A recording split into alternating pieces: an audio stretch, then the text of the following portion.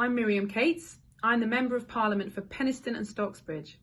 Lots of people are getting really worried about coronavirus, how it's going to affect our health, our economy and our daily lives.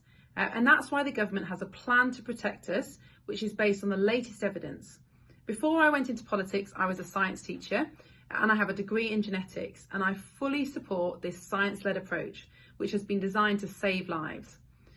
Over the last few days, the situation has progressed, and today there have been some announcements about significant changes to the advice that we need to follow. There's so much information on the internet, sometimes it can be hard to find the right place to look. So I've created some coronavirus information pages on my website, and I will be updating them regularly. It's really important to remember that for most of us, if we do catch this virus, we'll have mild or moderate symptoms and quickly feel better. However, for elderly people or those with underlying health conditions that can weaken immune systems, coronavirus is more dangerous.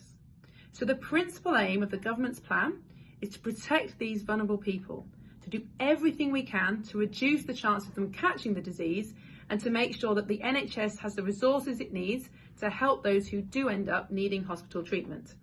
So that's why we're now being asked to make some big changes to our daily lives, because the latest evidence shows that now is the right time to take significant steps to protect the most vulnerable people in our society.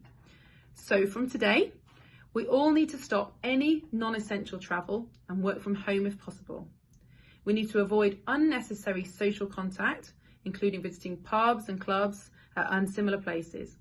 If you think you have symptoms of coronavirus, so a new and persistent cough or a high temperature, you need to stay at home, and the rest of your household also needs to stay at home for 14 days.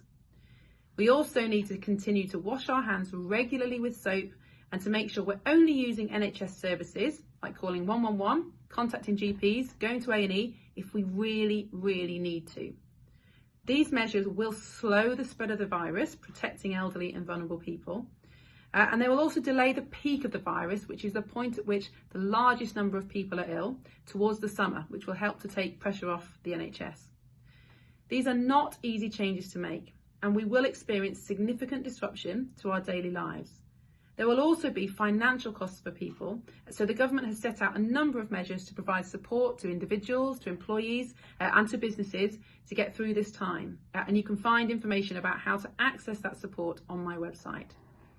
For this plan to have the biggest possible effect and for lives to be saved, we all need to play our part.